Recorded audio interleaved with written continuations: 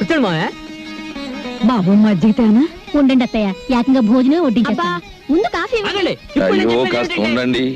ప్రియమైన నా కుటుంబ సభ్యులారా, అప్పుడా అనావృష్టి ఇప్పుడు ఈ అతివృష్టి రెండూ మంచివి కావు. మధ్య తరగతి మనిషి ఎత్తుకి పల్లానికి మధ్య ఎదిగి ఎదగని మనిషి.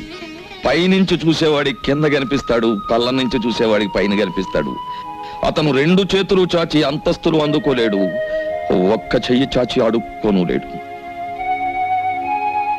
నేను చెప్పేది ఒక్క మన కుటుంబం గురించే కాదు, మనలాంటి కుటుంబాలు ఈ దేశంలో లక్షోపలక్షలు.